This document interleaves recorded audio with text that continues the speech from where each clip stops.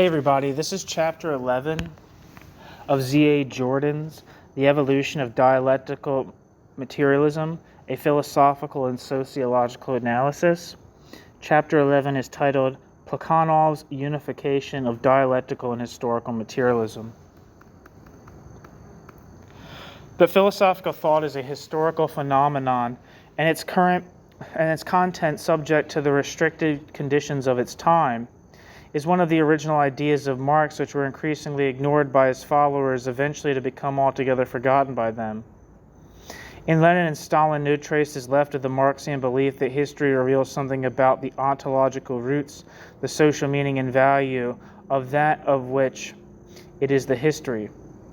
Compared with the philosophy of Bergson, Whitehead, and Dewey, with its insistence on the temporality of every existence as a constitutive attribute of being, on the one hand, and with the essentialism of Plato, Aristotle, and Husserl, who saw the chief task of knowledge in the discovery of the hidden, unchanging essence of things, on the other, the present-day interpretations of the Marxian philosophy are closer to the essentialists, to Aristotle in particular, than to Marx and other philosophers of temporality. By increasing abandonment of historism, parenthesis, to use this word suggested by Peter Gale as the English equivalent for the German word Historismus, parenthesis, to use this word suggested by Peter Gale as the English equivalent for the German Historismus, and parenthesis, by the followers of Marx is an indication of the growing subordination of historical materialism to dialectical materialism.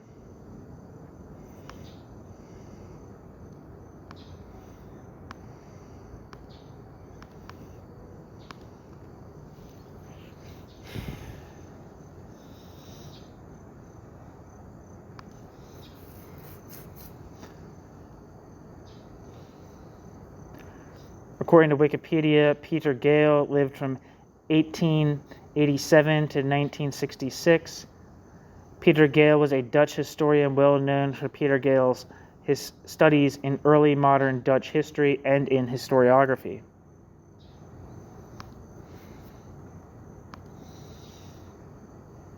Back to the text.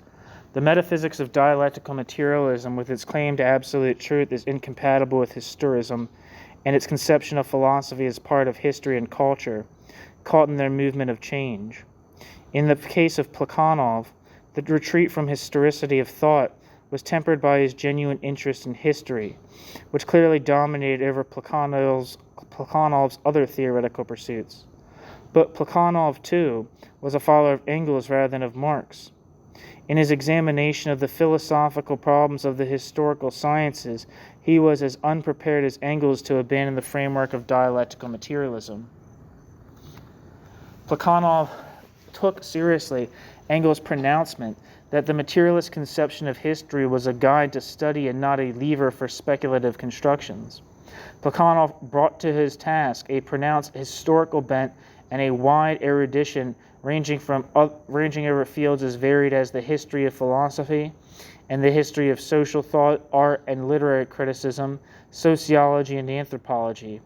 Anyone who is familiar with Plekhanov's writings cannot fail to notice that this remarkable writer was well qualified to provide a comprehensive and detailed account of the materialist interpretation of history and show how the materialist explanation applied to all manifestations of social life.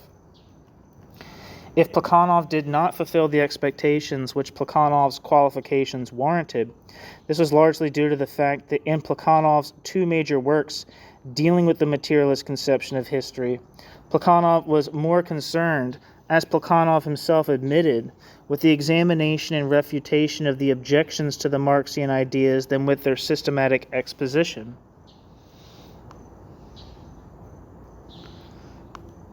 If Plekhanov was determined, above all, to discredit the view, widely accepted in Russia and also elsewhere, that the materialist conception of history was a reductive economic determinism, and to show that Marx neither ignored the role of thought nor underestimated the importance of ideas and ideals in history. Plekhanov agreed with the critics of Marx that if these objections were true, the materialist interpretation should be rejected, for it would be inadequate and clearly false. Plekhanov proceeded, therefore, to demonstrate that far from underestimating the role of thought and feeling in history, Marx considered the explanation of man's spiritual achievements to be the most important task of social science. It was entirely wrong to present Marx as a man who saw only economic factors everywhere. On the contrary, Plekhanov declared, it was precisely Marx who made people aware of the many dimensions and levels of social reality, which must be investigated if man's progress and achievements are to be adequately described and explained. Section 1. The intellectual background of the Marxian theory. Plekhanov gave two related but different interpretations of the materialist conception of history. The first, to be found in the Development of the Monist view of history, presents the materialist conception as an evolutionary theory of human society. The second interpretation, set forth in Plekhanov's Fundamental Problems of Marxism, is a substantive theory of history rather than an evolutionary hypothesis, parenthesis, though its evolutionary or dynamic aspect is constantly emphasized, end parenthesis.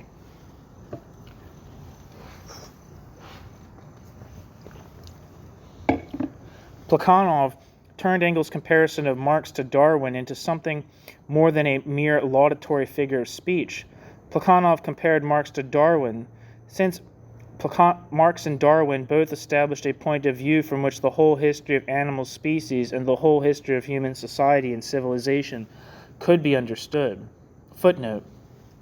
In spite of his great admiration for Hegel, Plekhanov did not endorse the widely accepted opinion according to which the sociological evolutionism of Marx was merely an adaptation of the Hegelian view of world history. End footnote.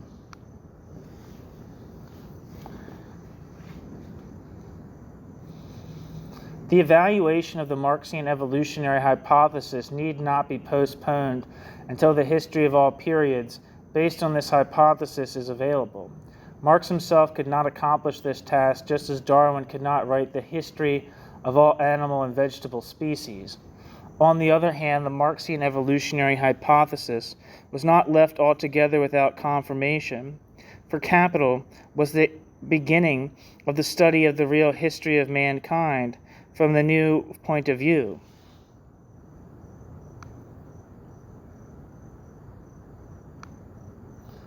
The affinity between Darwin and Marx is not limited to the fact that they both tried to formulate a law of evolution.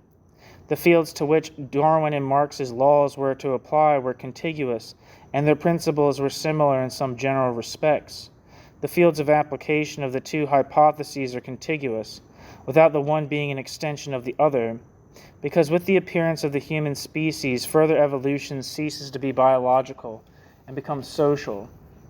Having discovered the first implements of labor, and thus acquired, as it were, new organs, man, the tool-making animal, has given quite a distinctive character to his development.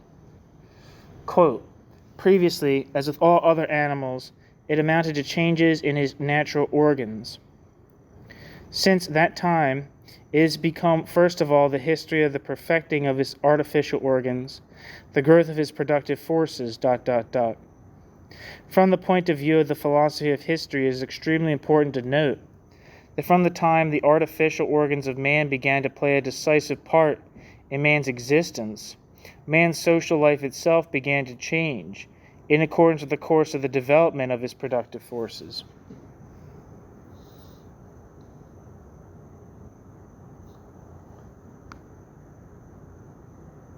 End quote. Plekhanov. In producing their means of subsistence, men not only act on nature but also on one another and enter into definite reciprocal connections and relations within which their action on nature and production take place. Through the social relations of production, which are transformed with the change of the productive forces, and which confer upon society its peculiar and distinctive character, the material means of production determine the definite stages of social evolution.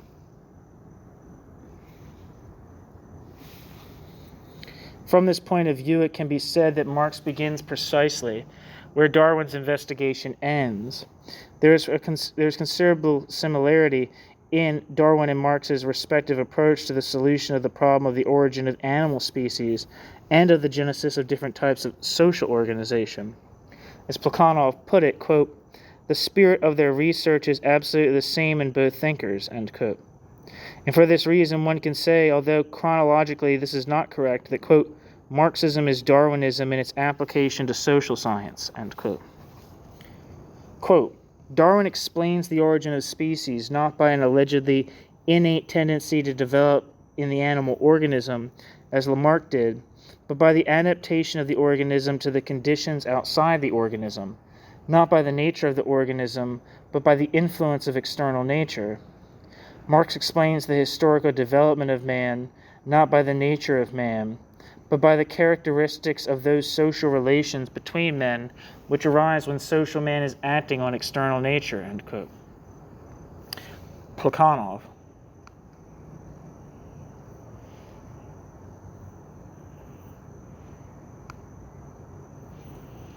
Plekhanov believed that that the Marxian evolutionary hypothesis of human society was a valid theory for two main reasons.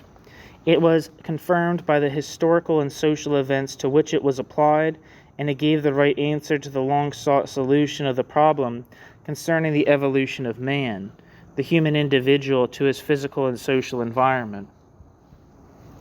That the Marxian answer was the correct answer may be seen directly by reviewing the earlier unsuccessful attempts to find the solution.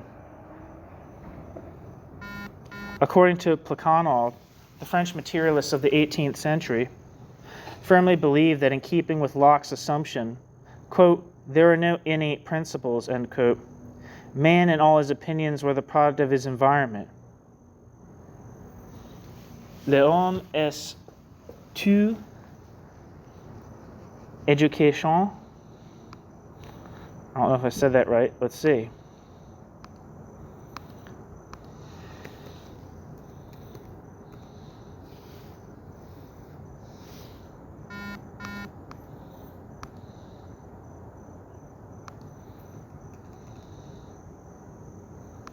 L'homme est tout education.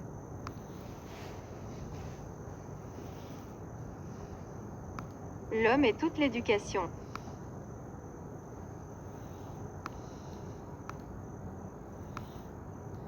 L'homme est tout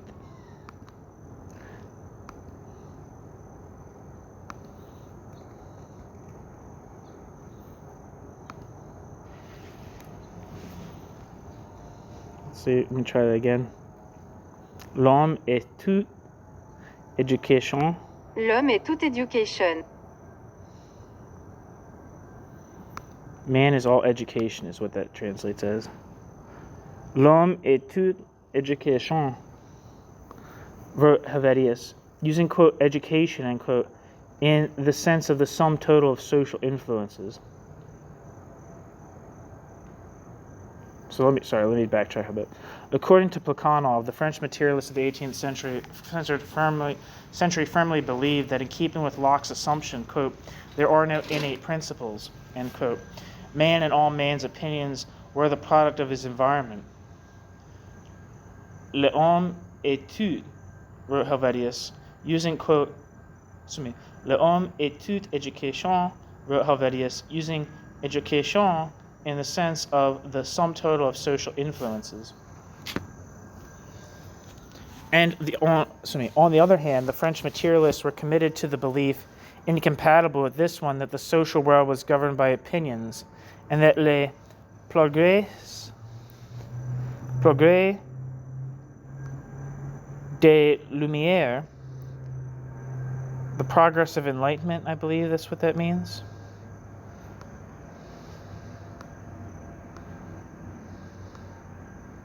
Yeah. Fuck. Le progrès des Lumières. Le progrès des Lumières.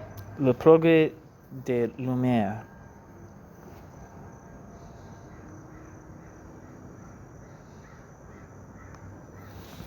Le progrès des Lumières would bring about an inevitable social advance towards perfection.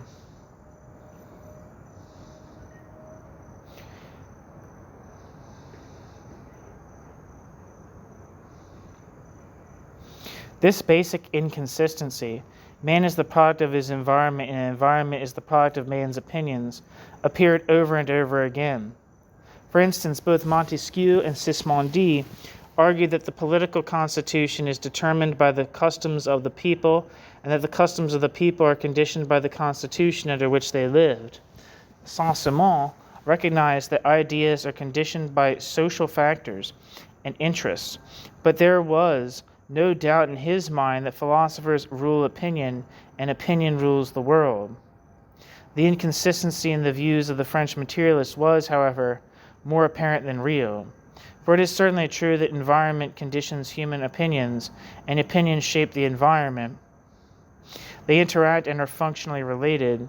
This suggests the existence of an intervening factor, on which both the opinions and the environment ultimately depend. The search for this intervening factor constituted the main problem with which the historians and social philosophers were faced in the first half of the 19th century. Marx's discovery of the materialist conception of history is closely bound up with this search.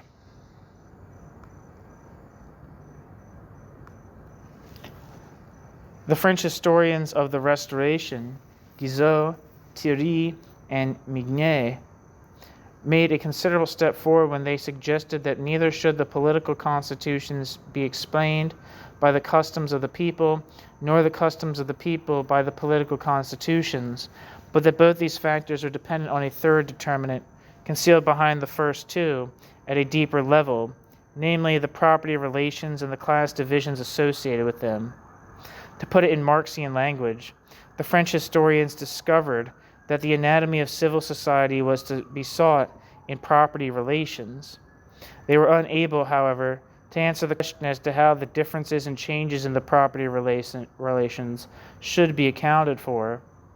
The vague references to human nature provided no satisfactory explanatory principle because no constant factor, human nature was then conceived as the invariable and fixed.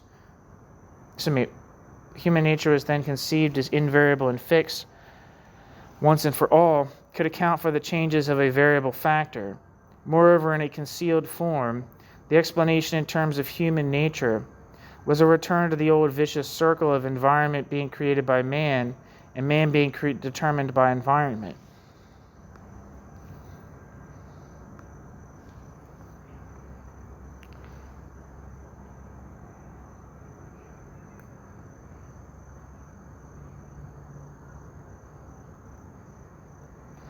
As Marx himself said in his preface to a contribution to the critique of political economy, the conclusions established by the French historians of the Restoration, namely that political constitutions are rooted in social relations, which on their part are determined by the system of property, constituted the point of departure of Marx's own solution of the problem concerning the nature of the driving force and the source of social evolution.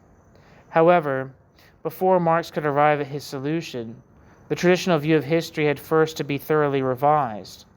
The revision was accomplished, according to Plekhanov, by Saint-Simon and above all by Hegel.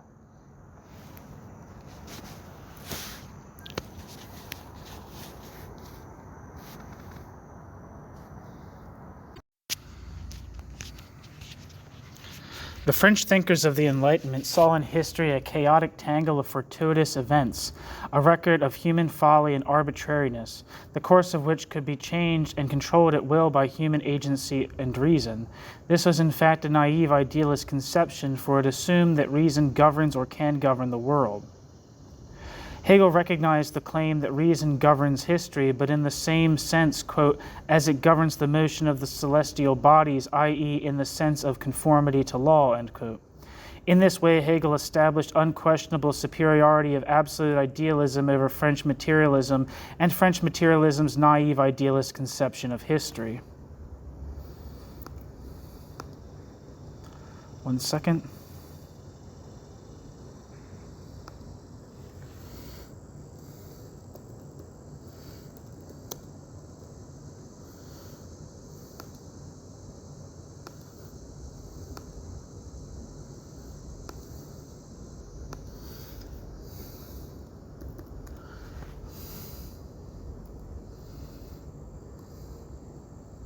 Sorry, I have to find the footnotes again.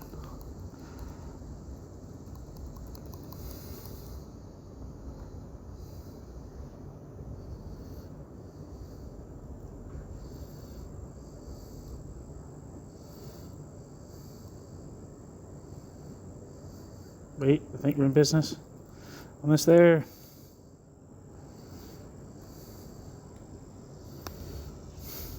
There we are. Footnote. Plekhanov failed to notice that Hegel was taking advantage of Kant's definition of nature, quote, as the existence of things as far as it is determined according to universal law, end quote. Kant, prolegomena to any future metaphysics. End footnote. The motions of the celestial bodies conform to law, but the celestial bodies themselves are, of course, unaware of this fact. The same applies to the social relations established by human action. They are produced by individuals, but are not the result of their conscious and purposeful activity. Consciously and purposefully, men follow their personal ends, and what they actually achieve is often neither desired nor foreseen. Changes in social relations are unintended effects of human action and occur in conformity to definite laws. History and social life are a necessary process independent of man's will. It takes place in accordance with its own law, hidden from human consciousness, a law which can be discovered by philosophy only.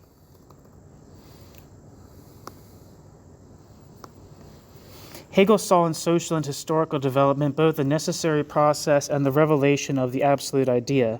The young Hegelians and Feuerbach recognized that Hegel was wrong to conceive the absolute idea as an objective force, in relation to which man was only something subjective, accidental and insignificant.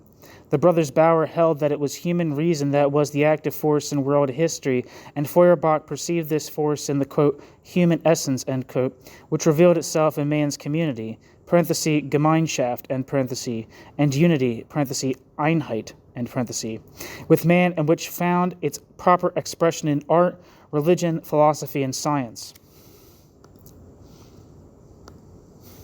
However, both the young Hegelians and Feuerbach really left unanswered the question concerning the nature of the law to which historical and social development was supposed to conform.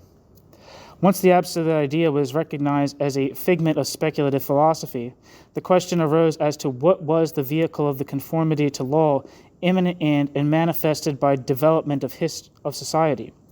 This question was closely bound up with another question, left over by the French historians of the Restoration. The French historians maintained that political constitutions were expressions of underlying social relations and that these relations were in turn determined by the state of property. What was, however, the cause of the property relations and the property relations changes in the course of time? The solution of these two questions allowed Marx to go beyond the French historians, Hegel and the young Hegelians, and Feuerbach to formulate the materialist conception of history. Marx's great discovery lay in seeing the error in the traditional conception of human nature. Man's nature was not fixed once and for all, but constantly changing as a result of social action. Quote, in order to exist, man must support his organism, borrowing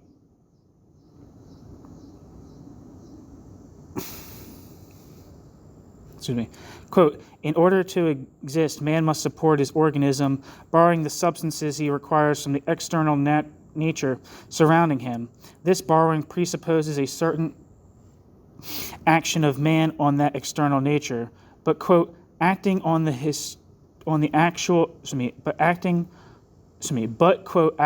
external world, he changes his own nature, end quote.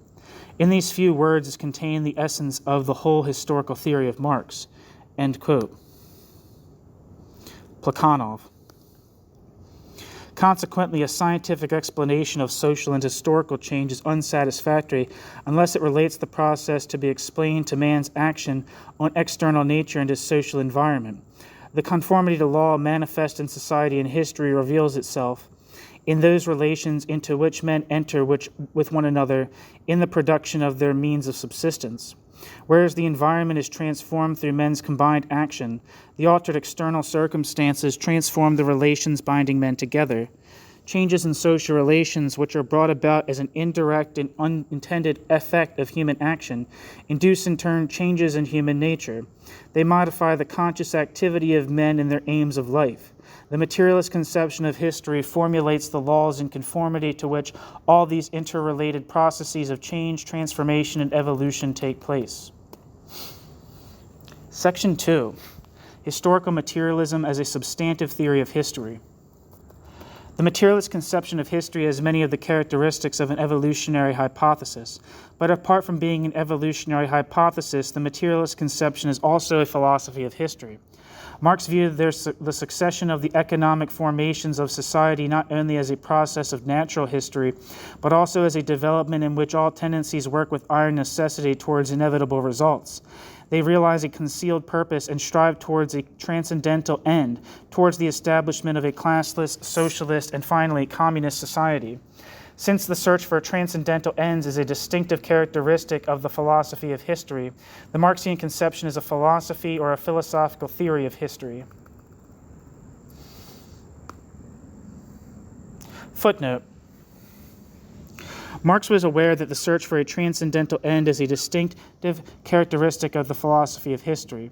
Hegel's conception of history, he wrote, is constructed around the idea that, quote, a speculative esoteric history, end quote, is unfolding itself within, quote, an empirical exoteric history, end quote, and consequently, quote, the history of mankind becomes the history of the abstract spirit of mankind, a spirit transcending all real men, parenthesis, die Geschichte der Menschheit verwandelt sich in die Geschichte des abstrakten dar dem wirklichen Menschen jenseitigen Geistes der Menschheit. End parenthesis, end quote. End footnote. This was also clear to Plekhanov. Although in Fundamental Problems of Marxism, Plekhanov insisted that, quote, the materialist explanation of history was primarily of methodological significance, end quote, Plekhanov discussed and presented it mainly as a substantive theory of history. It has been mentioned earlier that Plekhanov's exposition of the materialist conception as a substantive theory of history places it the opposite pole to a reductive materialism and a monistic economic determinism. Plekhanov emphasizes that his exposition is not an interpretation, but a faithful account of the views of Marx.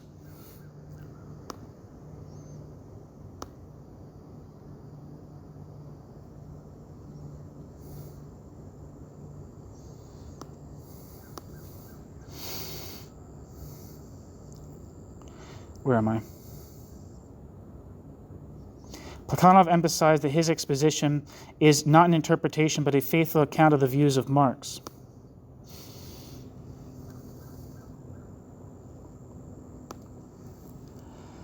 This claim, prompted by the desire to show the revisionism of Bernstein to be an accumulation of errors, is unjustifiable. Engels accepted responsibility for himself and Marx for the interpretation of the materialist conception of history in terms of reductive materialism and economic determinism. Plekhanov's exposition is very close to and inspired by the revision of historical materialism accomplished by Engels toward the end of his life, together with the contribution of Ludwig Krajewski, a Polish Marxian scholar. Plekhanov's presentation of the materialist conception is perhaps the most enlightened and satisfactory statement of it, and has remained very influential ever since its publication.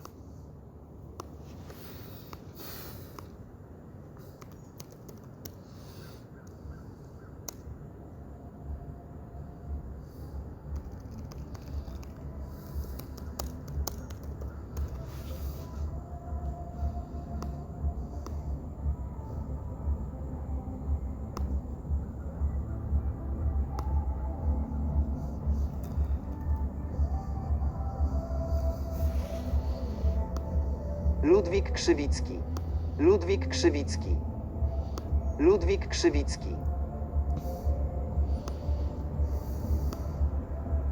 Ludwik Krzywicki. Ludwig Krzywicki. Krzywicki. Krzywicki. Krzywicki. Krzywicki. I don't know. Ludwig Krzywicki.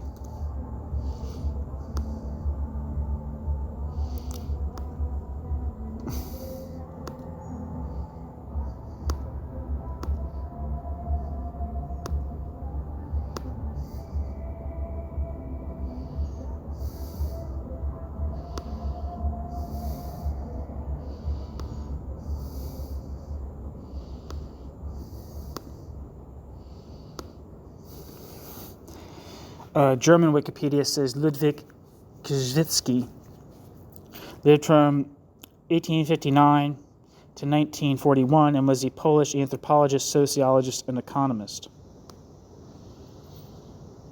Back to the text. Together with the contribution of Ludwig Krzywicki, a Polish Marxian scholar, Plekhanov's presentation of the materialist conception is perhaps the most enlightened and satisfactory statement of the materialist conception, and has remained very influential ever since its publication. It has not only been accepted by such scholars as Heinrich Kanov, the author of a standard study of the Marxian sociological and philosophical theories in the interwar period, but has also increasingly influenced Soviet Marxism. It is one of Plekhanov's basic assertions that there is no direct relationship between the basis and the superstructure. Between the social relations of production and ideologies, there are various intermediate links, such as the socio-political system or the psychology of men living in a given society. Moreover, the various ideologies are interdependent, and what happens in one of them is frequently related to what happens in another rather than to some processes in the basis. These various connections and relations are ultimately determined by a definite course of economic development. That is, the basis provides only the restrictive or the necessary, but not the sufficient conditions of what happens in the superstructure. Plekhanov accepted the intermediate factors operative between the basis and the superstructure, the reciprocal actions and reactions exercised and suffered by the basis, the intermediate factors, and the ideologies and the intricate web of mutual interdependence which is brought about by the interaction of social processes. Consequently, the materialist conception is monistic as far as the origin of various social phenomena is concerned. Plekhanov wrote that Marx undertook, quote, to trace to a universal and single source all the acting and interacting forces of social life, end quote. However, the materialist conception is not a monistic view if the materialist conception is understood to imply the reductivism of various social levels or various kinds of relationships to the level of economic relations or to economic causation, respectively. Accordingly to Plekhanov, social phenomena can be classified into 5 main categories or stratified in terms of 5 social levels. They are the productive forces, the economic relations, the socio-political system, the psychology of the epoch, and the ideologies. The nature and function of each class of social phenomena need a few explanatory remarks. Plekhanov extended the concept of productive forces and added to the means of production and the skill of making use of these instruments a third determinant, the geographic environment. In the elaboration of the significance of geography in man's historical destiny, Plekhanov followed Hegel's view on, quote, the geographical foundation of history, end quote, rather than Marx's. While Marx recognized that geographical conditions set limits to social response without determining social response, Hegel denied the psychological or even physiological influence of surrounding nature on man, but fully accepted its determining influence upon the productive forces. Plekhanov does not seem to have noticed the important difference between the viewpoints of Hegel and Marx. Sometimes Plekhanov appears to endorse the Marxian approach and to recognize only the restrictive role of the geographical environment. And sometimes he adopted the Hegelian view that, quote, the properties of the geographical environment determine the development of the productive forces, which in its turn determines the development of economic forces and therefore of all other social relations, end quote. Plekhanov.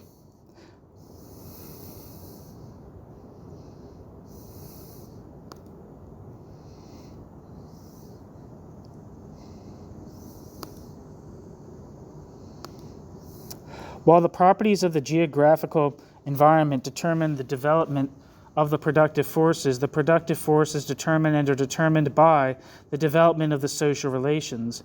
As soon as they have arisen, the social relations interact with the productive forces in the most varied forms and influence one another. Thus, for instance, a given state of the productive forces is the cause of a particular form of property relations. But the latter may also affect their own cause and influence its further development.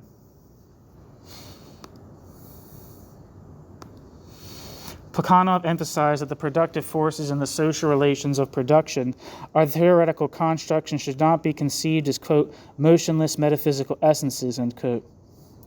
They are only ways of speaking about the, quote, actual relationships of the men who constitute the given society in their process of production, end quote. Plekhanov dealt with the objection derived from the writings of Saint-Simon that since the improvement of the implements of labor requires the inventive power of the human intellect, the intellect is the prime cause of historical progress. Plekhanov's refutation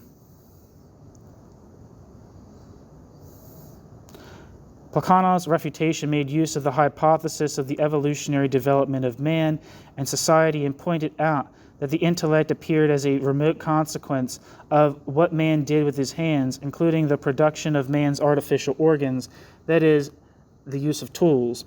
It is the possession and use of his hands that enables man to acquire his knowledge and not the other way around. Generally speaking, quote, for every given people at every given period of that people's history, the further development of its productive forces is determined by their conditions in the period under examination, end quote.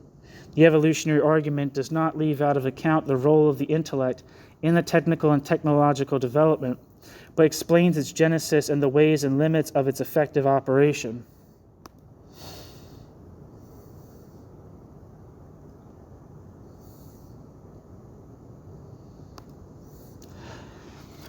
That the socio-political relations are created by the underlying economic base, and that these relations in turn influence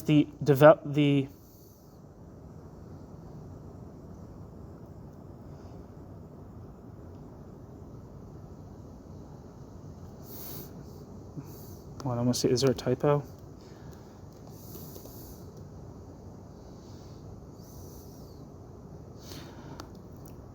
Yeah, I think there's a typo here, but I think I can see through it.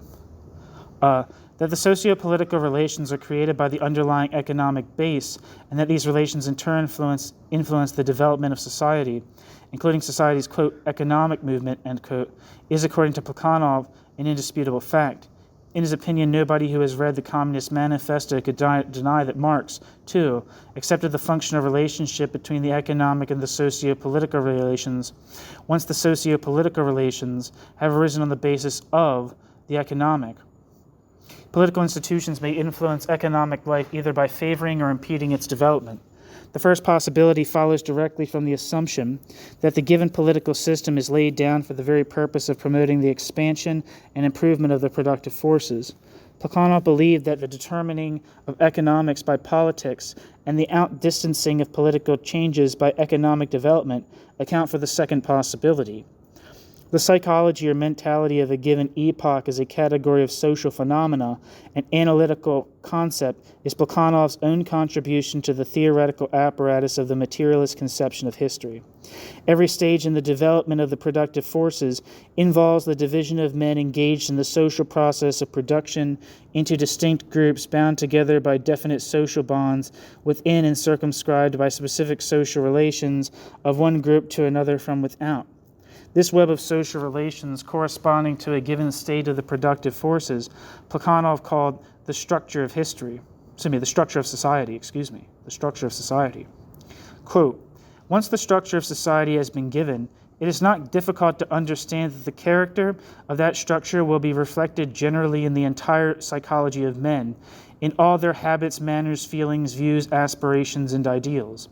Habits, manners, views, aspirations, and ideals will necessarily have to adapt themselves to men's way of life, to their mode of procuring their subsistence. The psychology of society is always expedient in relation to its economy, always corresponds to it, is always determined by it, end quote. Plekhanov seems to have derived his concept of psychology from the 18th Brumaire of Louis Bonaparte. where Marx spoke of the, quote, superstructure of distinct and peculiarly formed sentiments, illusions, modes of thought, and views of life, end quote, created by each class and corresponding to its material position within society. But Plekhanov seems to have been impressed above all by the fruitfulness of the concept of psychology of a given epoch in aesthetics and the history of art as applied by Hippolyte Taine.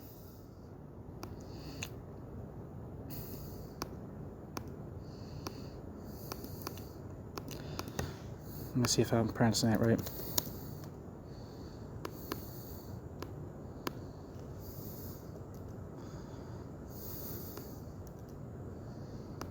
Hippolyte Taine. Hippolyte Taine. Hippolyte Taine.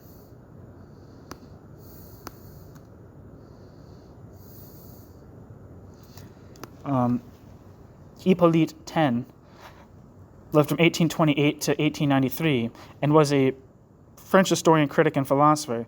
Hippolyte Taine was the chief theoretical influence on French naturalism, a major proponent of sociological positivism, and one of the first practitioners of historicist criticism.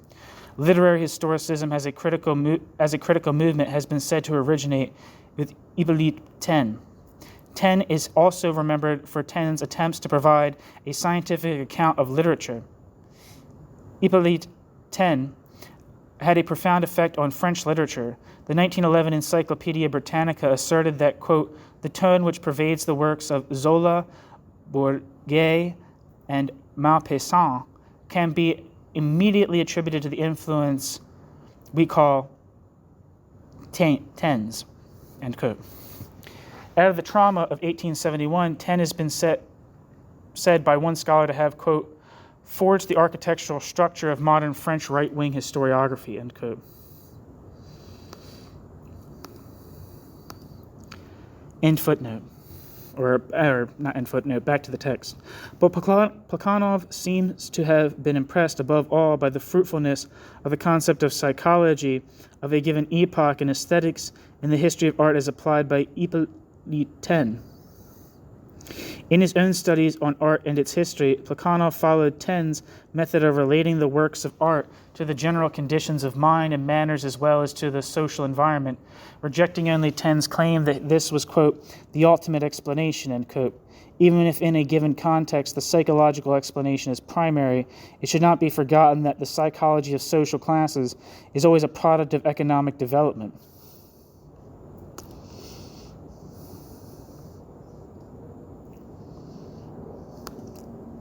The psychology of the epoch can be defined as a reflection of social reality and human consciousness, a perception of the individual's position within the system of economic and social relationships.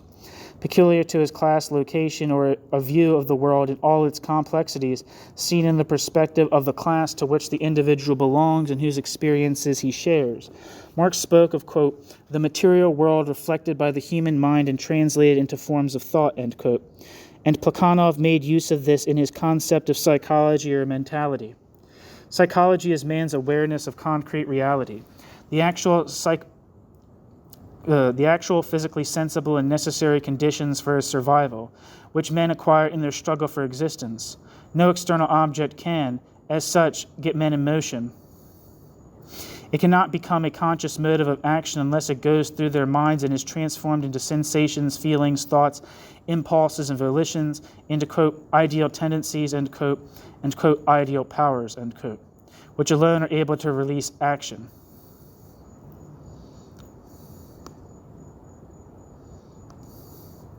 Those quotes are from Engels, Ludwig Feuerbach. Psychology provides the intermediate link without which the boundary separating the two parts of nature, man and the external world, could never be crossed, and consequently the materialist conception of history would not make sense. The peculiar function of psychology within the materialist conception of history accounts for the fact that the forthcoming changes in the state of the productive forces are first reflected in the psychology of men. As Plekhanov put it, quote, slow psychological evolution precedes economic evolution, end quote. Plekhanov. The psychology of the epoch also provides the key to the understanding of how economy can be the foundation not only of lower ideologies and ideological forms, such as the law of property or political institutions, but also of higher ideologies of science, philosophy, or art. Psychology is the component part of the superstructure, which on the one hand is a subjective reflection of the basis, and on the other mediates between the basis and the higher ideologies, as well as providing the link in the interaction between the basis and the superstructure. Quote, all ideologies have a common root in the psychology of the epoch to which they belong, end quote.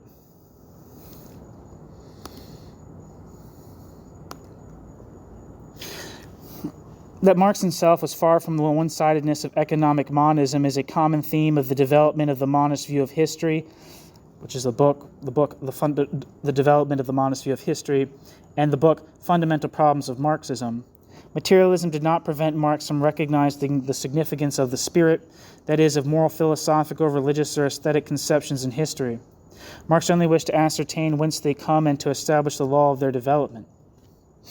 The difference between historical materialism and idealism does not consist in the fact that idealism recognizes and historical materialism does not the ideas and ideals as causes operating in history.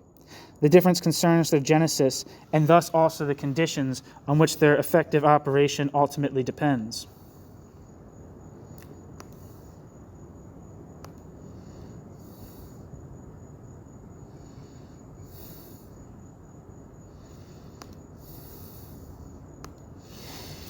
A materialist denies that the intellectual and cultural development of humanity is an independent development produced by mind or spirit, a primary and ultimate element in the constitution of the universe, determined by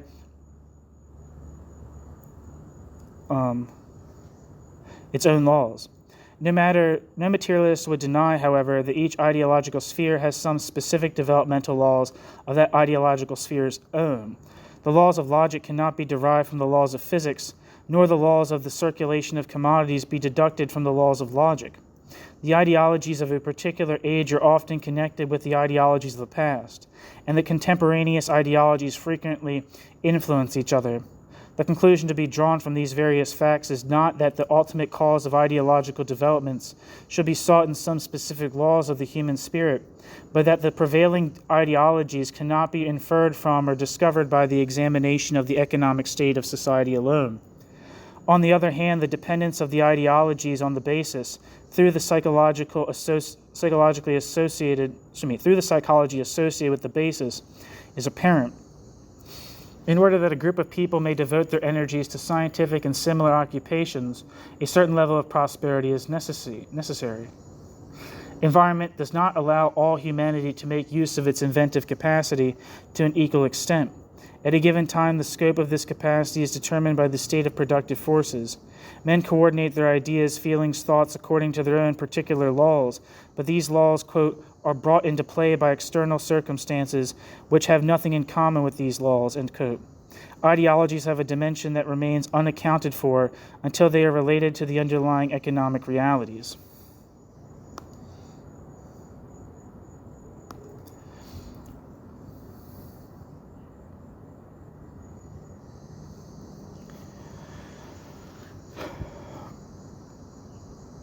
New section, section 3.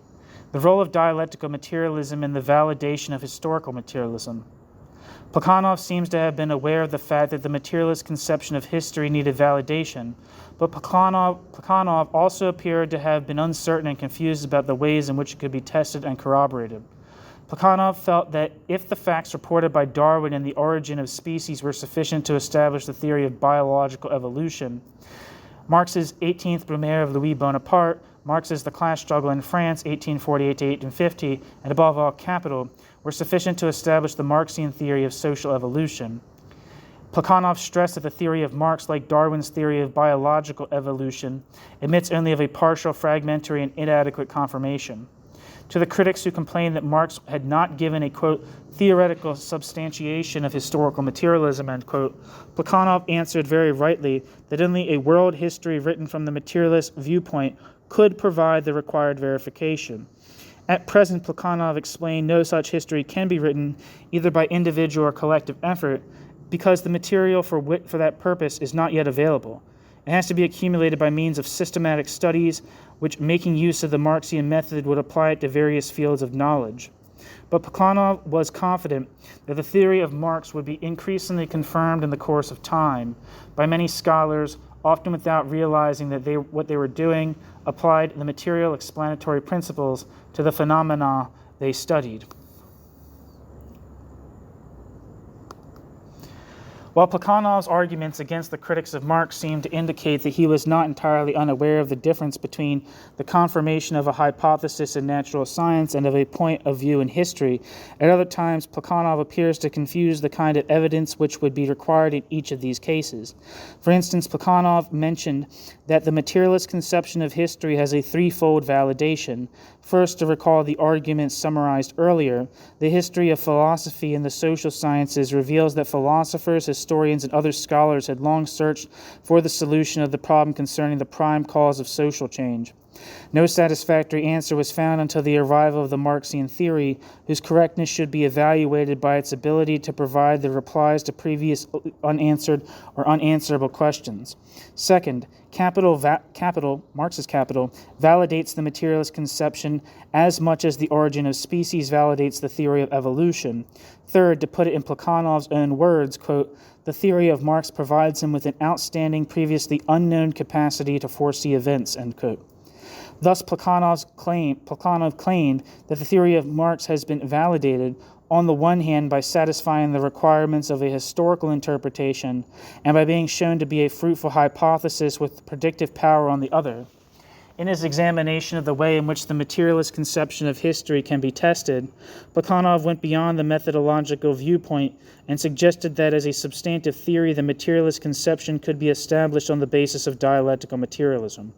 Quote, the materialist explanation of history presupposes the dialectical method of thought, end quote. Plekhanov. In Plekhanov's The Development of the Monody of History, Plekhanov assumed the truth of dialectical materialism and appealed to the laws of dialectics, in particular to the law of the transformation of quantity into quality and to the theory of leaps in support of his various views. Plekhanov argued that the interaction between economic and political evolution, the determination of man's ideas by his environment, the development of intellectual and cultural trends, or the growth of the productive forces takes place in conformity to the laws of dialectics. To the objection, quote, that's how Hegel used to talk, end quote, Plekhanov answered, quote, that's how all nature acts, end quote. Quote, the history of ideology seemed once more to demonstrate that the old, quote, metaphysician, end quote, was not mistaken, end quote. Plekhanov. Since the dialectics of thought is only a reflection of the dialectics of nature, the dialectics of things produces the dialectics of ideas, and not vice versa. The materialist conception of history should be considered as rooted in dialectical materialism. This approach gains prominence in Fundamental Problems of Marxism. Plekhanov's Fundamental Problems of Marxism. Plekhanov emphasized the historical materialism by which he understood the historical and economic aspects of the materialist world outlook was almost entirely the work of Marx and Engels. What their predecessors contributed to these fields was merely the preparatory work of amassing material, often valuable but neither illuminated by a single general idea nor coordinated by means of a comprehensive hypothesis. On this account, Plekhanov continued the term, quote, Marxism, end quote, is often used not only by the general public, but even by followers of Marx and Engels to signify only historical materialism. This was unjustifiable for two reasons. First, historical materialism cannot but hang in mid-air when historical materialism is divorced from historical materialism's theoretical foundation. Second, Marx and Engels were conscious and consistent materialists. Marx and Engels followed in Feuerbach's footsteps and assumed a clear connection between their philosophical views and those in the field of history, between dialectical and historical materialism. Quote, it is not thinking that determines being, but being that determines thinking. That is the fundamental thought in all of Feuerbach's philosophy. Marx and Engels made that thought the foundation of the materialist explanation of history. End quote. Plekhanov.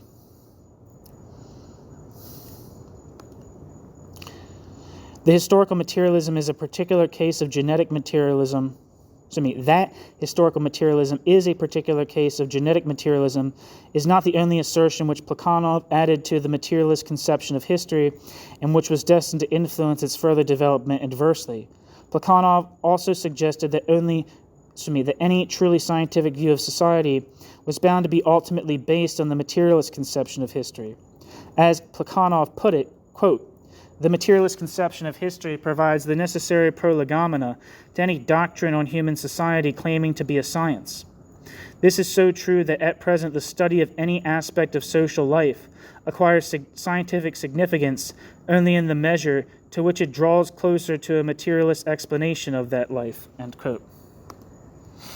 Plekhanov. Two assumptions underlie Plekhanov's claim that the materialist conception of history is the only scientific theory of society and history.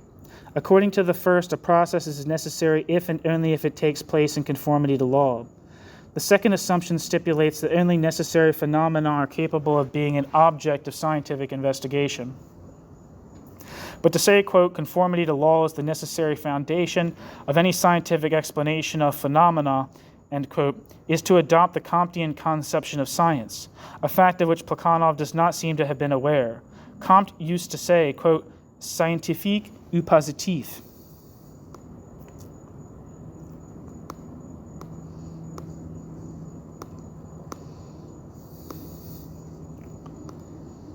Scientifique ou positif. Scientifique ou positif. Scientifique ou positif. Scientifique ou positif. Scientific or positive.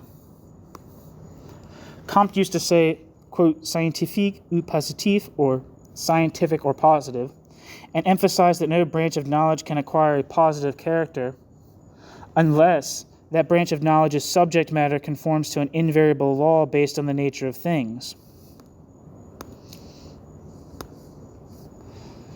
It was also Comte's view that sociology cannot become, quote, "une science positive," end quote, unless social phenomena can be shown to be necessary, that is, take place in conformity to law.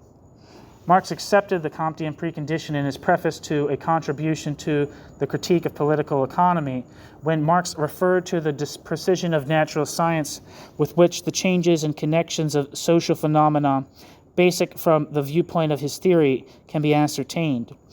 Although Plekhanov was not unfaithful to Marx when Plekhanov adopted the Comtean position, it is worthwhile to note that Plekhanov's demonstration of the scientific character of the materialist conception of history is based on the positivistic conception of science. Historical materialism is a scientific theory of history because historical materialism enables us to study human activity, including man's conscious and purposeful action, which is necessarily perceived by the actor as free, as subject to laws, and thus to examine social change from the scientific standpoint. The appearance of human aims and aspirations is a necessary effect of social processes ultimately determined by economic development, and consequently, just as subject to necessity as any other social phenomena. The changes in aims and aspirations of life adopted by men in their free activity are also caused by the changes in the social relations and take place according to definite laws. Once the circumstances in which men act are given, quote, "then given too, as its effect, are those human aspirations which are an inevitable factor of social development. Man's aspirations do not exclude necessity, but are themselves determined by necessity." End quote. Plekhanov. Plekhanov not only prepared the ground for the claim that historical materialism is the only scientific theory of history, but also for the argument that the failure to recognize this is due to class-determined bias and prejudice. Having discovered the laws to which social phenomena conform, the materialist conception of history is able to predict the future and to show that the present socioeconomic system is bound to be radically changed. Quote, "The Philistines realize, or at least have a foreboding of this. That is why the materialist explanation of history causes them such vexation and grief. And for that reason, too, not a single Philistine is able or willing to understand or grasp Marx's theory in all its fullness." End quote. Plekhanov. The refusal to accept the truth of historical materialism is due to a resistance determined by class interest rather than to a genuine difference of opinion resulting from our inadequate knowledge of historical causation and social change. Class interest and prejudice encourage men to look upon the materialist conception of history as something unworthy of the attention of respectable people in general and of men of learning in particular. That there is a class-determined resistance to the acceptance of the materialist conception and a blindness to its real content inspired by an intellectual bias is an indispensable fact. Lenin observed, is an indisputable fact. Lenin observed that if geometrical axioms affected human interest, attempts would certainly be made to refute them. No wonder, therefore, Lenin continued, that the teaching of Marx, which, quote, demonstrates the inevitable replacement, parenthesis, by virtue of economic development, end parenthesis, of the present system by a new order, has had to fight for every step forward in the course of its life, end quote.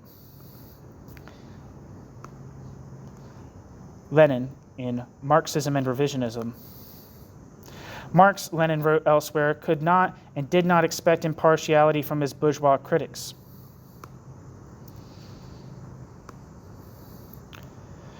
To recognize this fact, which is sociologically almost self-evident, does not imply the view that the class bias is indeed the exclusive source of the refusal to accept the materialist conception as an incontrovertible truth. Plekhanov's successors, among whom Lenin himself was prominent, did make this unwarranted inference. Plekhanov spoke of the injurious effect which class-inspired blindness must exercise on theoretical thinking. Plekhanov's successors did not realize that his warning could and did apply to themselves as well. The Marxian view as to the dependence of the cognitive functions upon the social class position of the thinker cannot be true with respect to some groups of people and false with respect to others. Plekhanov considerably strengthened the link between the materialist conception of history on the one side and dialectical materialism on the other side. Plekhanov did so for two main reasons. Plekhanov was afraid, as he himself confessed in his Fundamental Problems of Marxism, that the abandonment of dialectical materialism would deprive the materialist conception of the materialist conception's theoretical foundation and thus encourage the philosophical revisionism of the whole Marxian inheritance. Plekhanov was strongly opposed to any philosophical revisionism because philosophical revisionism threatened the materialist conception of history, which Plekhanov greatly admired and regarded as a sound and fruitful theory. Although Plekhanov's main interest was in the fields of the historical and social sciences, Plekhanov felt, and this is the second reason why Plekhanov tried to link the materialist conception of history and dialectical materialism more closely together, that the materialist conception would be weakened and found to be wanting in some respect if it were not rooted in the cosmic structure.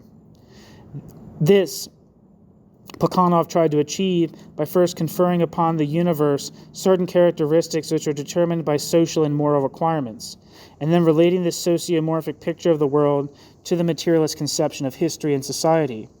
Having given to the universe an essentially social structure, it was not difficult for Plekhanov to claim that nature, society, and history were ultimately all subject to the same laws.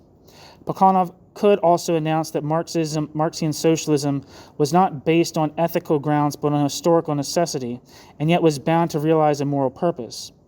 Thus, in Plekhanov's views on the materialist conception of history, the materialist conception of history's validation in relation to dialectical materialism, Plekhanov was an intermediary between Marx and Engels on the one hand and Lenin and Stalin on the other.